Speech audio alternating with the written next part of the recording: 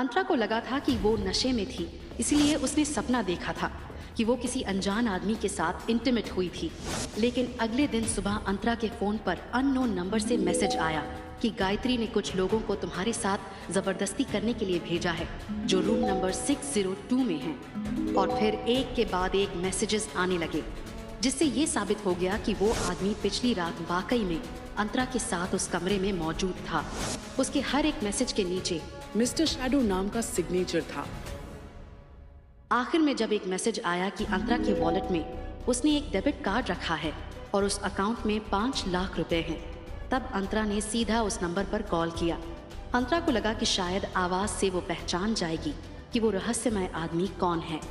अंतरा को बहुत गुस्सा आया था। कुछ सेकंड्स में ही कॉल कनेक्ट हो गया।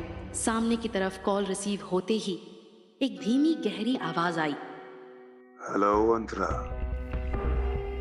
मैं जानता हूँ 5 लाख रुपए बहुत कम है, लेकिन बहुत जल्द उस अकाउंट में मैं और भी पैसे डिपॉजिट कर दूंगा। मिस्टर शैडो, आप जो कोई भी हैं, पर मेरी 2 बात अच्छी तरह से समझ लीजिए। पहली ये कि कल रात को मैं नशे में थी। हमारे बीच जो कुछ भी हुआ वो गलती से हुआ है। और दूसरी बात ये कि भले मेरे पास में पैसे नहीं है, लेकिन मेरा ज़बीर अभी तक मरा नहीं है। आप मेरी मदद करना चाहते हैं, इसके लिए थैंक यू, पर मुझे आपके पैसे नहीं चाहिए। अंतरा, मैंने कहा था सोच समझ कर फैसला लेना। तो फिर तुम ये इतनी जल्दबाजी क्यों कर रही हो? मैंने सोच लिया है। और अगर सोच ही लिया है तो फिर मुझे रिजेक्ट करने के लिए इतनी उतावली क्यों हो रही हो? एक बात बताऊं अंतरा, तुम जितना खुद को नहीं जानती ना, उससे ज्यादा मैं तुम्हें जानता हूँ। मैंने कहा ना, मुझे तुम्हारे पैसे नहीं चाहिए। इतना बोलकर अंतरा ने फोन काट दिया। तभी उसका फोन बजा। स्क्रीन पर एक लैंडलाइन नंबर था। अंतरा ने कॉल आंसर किया। मिसेस आहूजा, आपके मामा अभी हमारे हॉस्पिटल में एडमिट हुए हैं। वो बहुत सीरियस हैं, आप जल्दी हॉस्पिटल आ जाइए। ये सुनकर अंतरा की आंखें चौड़ी हो गई।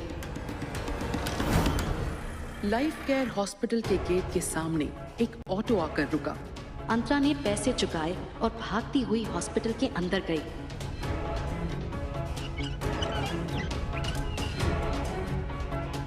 सिस्टर, मुकुंद बंसल मेरे मामा है, क्या हुआ है उन्हें? हाँ, वो सुबह चेकअप के लिए आए थे, तभी उन्हें एक कॉल आया था। उसके बाद अचानक से उनका ब्लड प्रेशर लो हो गया। वो आईसीयू में है, डॉक्टर चेक कर रहे हैं। ये सुनकर अंतरा का जी घबराने लगा। मुकुंद बंसल गायत्री के पिता और अंतरा के बड़े मामा थे। उन्हें एक हार्ट अटैक पहले भी आ चुका था। उन्होंने ही बचपन से अंतरा को माँ बाप दोनों का प्यार दिया था। अंतरा की आंखों में आंसू उभरने लगे। तभी आईसीयू के डॉक्टर बाहर आए। डॉक्टर, मैं अंतरा हूँ। वो मुकुंद बंसल जी मेरे मामा है, वो ठीक तो है ना? देखिए, उनकी हालत काफी ज्यादा नाजुक है, हमें ऑपरेशन करना होगा। हम और इंतजार नहीं कर सकते। आप जल्दी से 3 लाख रुपए जमा करा दीजिए ताकि हम जल्दी से ऑपरेशन स्टार्ट कर सकें।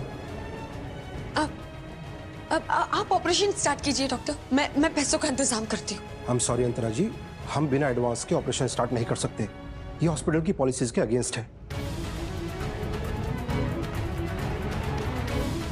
अंतरा के पास इतनी बड़ी रकम नहीं थी, इसीलिए उसने अपना आत्मसम्मान का गला घोंटकर रुद्र का नंबर डायल किया। हेलो रुद्र, क्या बात है? आज सुबह जब तुमने मेरा फोन काटा तो मुझे तो लगा था कि तुम दोबारा कभी मुझसे बात ही नहीं करोगी। ओह, आई सी।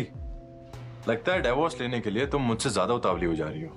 रुद्र के ताने को नजरअंदाज करते हुए अंतरा ने रुद्र से कहा, रुद्र, क्या तुम मुझे 3 लाख रुपए दे सकते हो? तुम्हारे लालच की ना कोई हद नहीं है। अभी कल ही मैंने तुम्हें चेक दिया था और आज फिर तुम मुझसे पैसे मांग रही हो। और जब कल मैंने तुम्हें ये बात कही कि तुमने शादी मुझसे सिर्फ पैसों के लिए करी थी, तब तो बड़ी सती सावित्री बन रही थी तुम। और अब आज आ गई हो अपनी औकात पर। रुद्र, तुम यही समझ लेना कि मैं तुमसे भीख मांग रही हूँ। प्लीज एक बार मेरी मदद कर दो। मिसेस आहूजा, आपको जो करना है प्लीज जल्दी कीजिए, पेशेंट के पास ज्यादा वक्त नहीं है। रुद्र, रुद्र, मैं तुमसे कभी कुछ नहीं मांगूंगी, बस तुम मुझे 3 लाख रुपए दे दो प्लीज। अब बस भी करो ये नाटक। रुद्र कहाँ है? उसे फोन दो, मुझे तुमसे कोई बात नहीं करनी। रुद्र ने खुद अपना फोन मुझे दिया है और बोला है कि वो तुमसे डिवोर्स के अलावा और किसी सिलसिले में बात नहीं करना चाहता। तुम्हें पता भी है क्या हुआ है? मामा जी हॉस्पिटल में सीरियस है और उनके इलाज के लिए तुम्हें पैसों की जरूरत है, यही ना? प्लीज तुम रुद्र से बोल दो कि मुझे 3 लाख रुपए दे दे। मैं वादा करती हूँ कि धीरे धीरे करके तुम्हारे सारे पैसे लौटा दूंगी। कान खोल के सुन लो, अगर रुद्र अपनी मर्जी से भी तुम्हें पैसे देने के लिए राजी होता ना, तो भी मैं उसे देने नहीं देती, क्योंकि मैंने ही तुम्हारे मामा यानी कि मेरे पूज्य पिताजी को कॉल करके बताया था कि तुम किसी गैर मर्द के साथ थी। और ये सुनते ही वो सीधा ऑपरेशन थिएटर में जा पहुंचा। इतना कहकर गायत्री ने बेशर्मों की तरह हंसते हुए फोन काट दिया। दूसरी तरफ अंतरा को अपने कानों पर यकीन नहीं हो रहा था कि एक बेटी अपने सगे बाप के साथ ऐसा कैसे कर सकती है। नीचे लिखा था मिस्टर शैडो। ये पढ़ने के बाद अंतरा ने ज्यादा ना सोचते हुए फैसला ले लिया।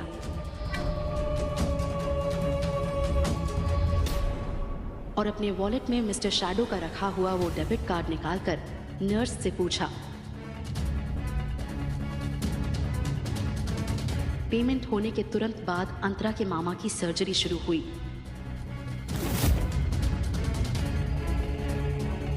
अंतरा ऑपरेशन थिएटर के बाहर खड़ी थी। उसने मिस्टर शैडो को रिप्लाई किया। 2 सेकंड्स बाद मिस्टर शैडो का रिप्लाई आया।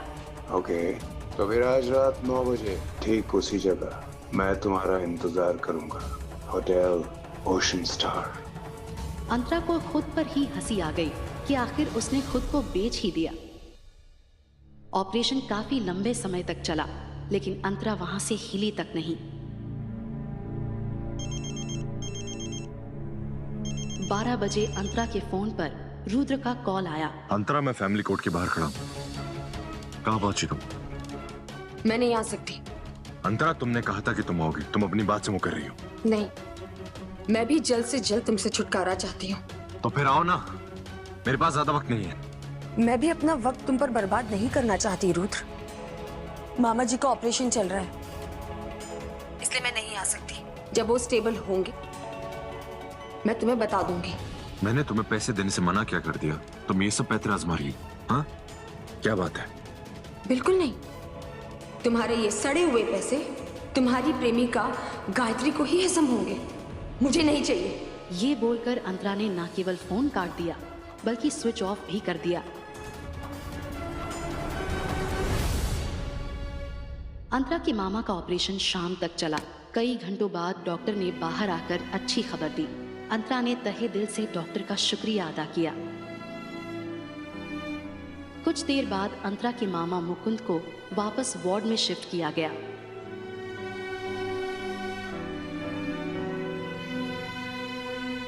मामा जी, उनको होश आते ही सामने अंतरा दिखी। बेटा, एक बार कह दो कि गायत्री ने जो भी कहा सब झूठ था। कह दो कि तुम किसी गैर मर्द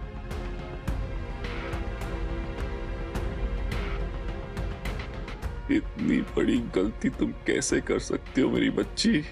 मामा जी, जैसे आप समझ रहे ऐसा बिल्कुल नहीं है।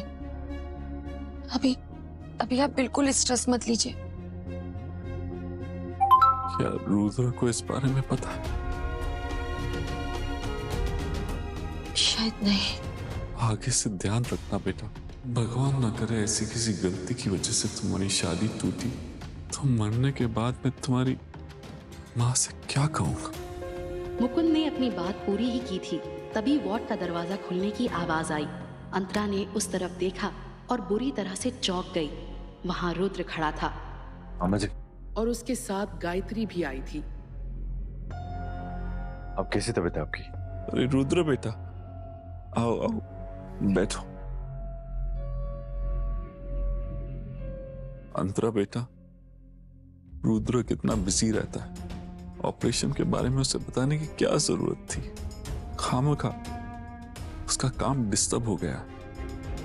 मामा जी, मुझे यहाँ अंतरा ने नहीं बुलाया, मैं यहाँ गायत्री के लिए आया हूँ। गायत्री के लिए?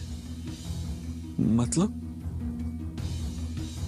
पापा, आपकी तबीयत पूछने के साथ साथ एक और बात आपसे बतानी थी, इसलिए हम दोनों यहाँ पे आए हैं। इतना बोलकर गायत्री ने अंतरा की तरफ शैतानी नजर से देखा। अगर गायत्री ने पिछले 48 घंटों में जो कुछ हुआ था वो अपने मुकुंद मामा को बता दिया होता तो वो जिंदा नहीं रहते। अब क्या करेगी अंतरा? क्या वो गायत्री को रोक पाएगी या फिर अपने माँ बाप के समान मामा को खो देगी?